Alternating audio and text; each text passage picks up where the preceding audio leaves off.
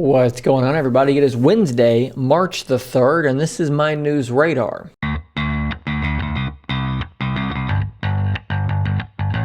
So as always, please do take a brief moment and consider becoming a member here by clicking the join button down below or becoming a patron on Patreon, as this channel is 100% community supported. If you can't afford to do that, just hit that like button, hit subscribe, or maybe share one of these videos on social media. That helps out a ton. Thank you. So one of the most talked about shortcomings for Microsoft's Surface Duo has got to be its camera.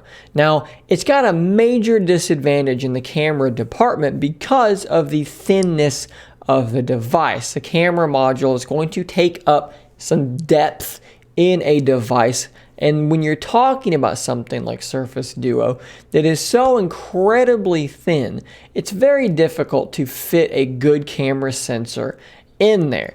Then you factor on top of the hardware shortcomings, some software shortcomings, and well, you've got the mixture you need to have a really subpar camera. Now, obviously, I've made videos in the past talking about the camera on Surface Duo, and I've gone as far as to say that for most people, a lot of the time, it is passable for use on social media, but that's not really much of a glowing endorsement of a camera because social media crushes your images to the point that you lose a lot of that detail anyways. So all that being said, it appears that the Surface Duo and really the Surface team in general may be about to get the shot in the arm that it has desperately needed from the beginning. Why is that? Well, that's because Ari Partanen, who is the former Lumia and iPhone imaging expert, is making his way back into the Microsoft family and is going to be serving on the Microsoft Surface team. So Windows Central has a really good breakdown of exactly who this guy is. But basically, he will now be serving as Director of Imaging for the Microsoft Surface team. He's been around the business for a really long time, and I'm just going to read their breakdown here. He worked for Nokia for a total of 7 years, the last of which was as its Lumia photography lead. That's a good thing because a lot of these Lumia phones had really good cameras. Some of the cameras were way out front and really far ahead of their time. Following his time at Nokia, he went to Apple. The majority of his time at Apple was as a senior manager working on camera validation and testing. He was in that role for 3 years before moving to AAC Technologies, and then spent the last 2 years working on image quality and testing for Apple. Again, really big deal here because, well, iPhones have really good cameras. Some of the most top-notch cameras on the market are iPhone cameras.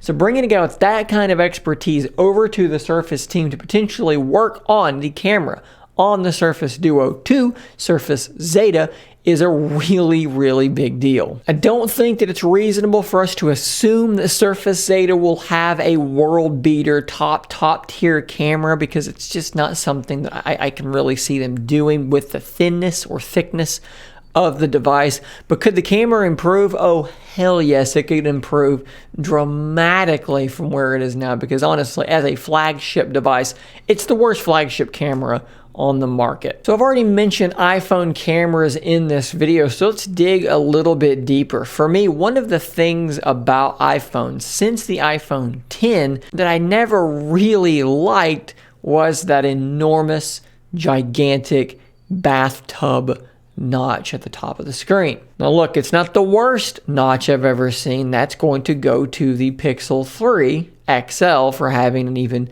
more ridiculous looking notch. But for me, it's just never looked good. It's looked kind of weird and it's become very dated in its appearance when you stand next to devices that have had no notch, no hole punch pop-up cameras, or even small hole punches. To me, look a bit better, a little bit easier on the eyes to me. Now, look, I get it. It's got an array of, sensors in there, 3D dot projectors for their face unlock, and you could even argue that their face unlock is the best face unlock on the market.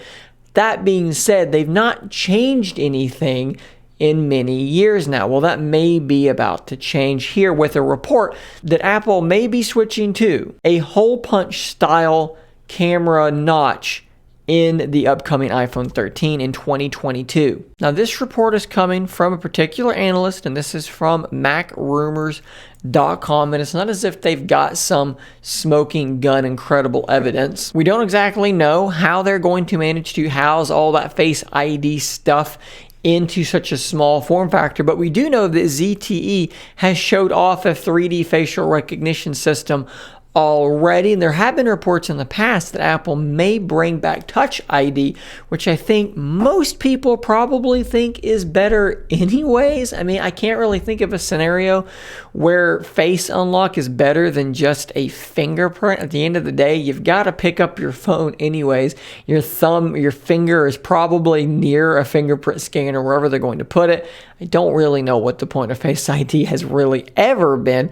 So maybe what they're going to be leaning towards is having some sort of combination of the two, where you've got Touch ID if you want that, and you've got Face ID if you prefer that as well. Who knows? Maybe this iteration of Face ID won't be as secure as the one with the gigantic notch, but maybe them having Touch ID there as well will kind of allow them to say, well, it's just as secure anyways. Pretty interesting report, and it's something I would like to see because, like I said, the iPhone has not really changed in its design in many years now, and that notch continues to look more and more dated as years go by and Android devices continue to innovate in that space, and Apple continues to do the same thing year after year. More power to them. They sell bukus of iPhones. So shifting gears to a phone company that does not sell bukus of their phones.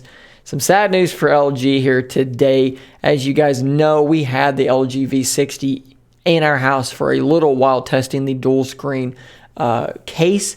And we quite liked the V60. It was a very good, very solid phone. The only reason we didn't keep it was because it was gigantic and it didn't fit in Jesse's small hands, small pockets. So we wound up returning it and grabbing a Pixel 5, which was a better physical size for her. But like I said, the LG V60 was a great device. The V30 that I owned was a great device. So the sad news here is that the LG V60 successor appears to be on an indefinite hold as rumors of LG shutting down or selling off their phone manufacturing continue to swirl. We do have some reports on Twitter from some leakers that LG's new smartphone Rainbow will not be released. Rainbow, of course, was the code name for the successor to the V60. According to an official familiar with LG Electronics on the 26th, LG Electronics and some mobile operators decided not to proceed with the field tests scheduled, such as Rainbow's network linkage scheduled for the end of February. LG Electronics originally planned to release Rainbow in March after completing the test in February,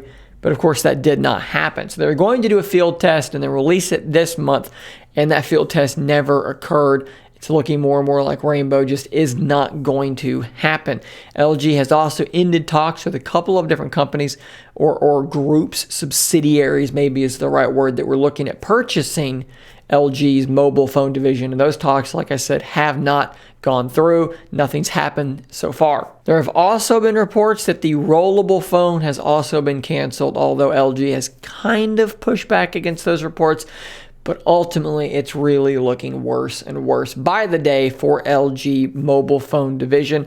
Definitely a sad day for us over here because we really like their LG phones. So guys, that's all the news I have for you today. Be sure to check back every Monday, Wednesday, and Friday for the next news radar. Consider stopping by our merch store. There is a link to that in the comments down below. Check out a pretty cool Stay Nerdy My Friends tee, or maybe a Scary If Literal t-shirt, a mug, you know, something like that. And until next time, stay nerdy, my friends.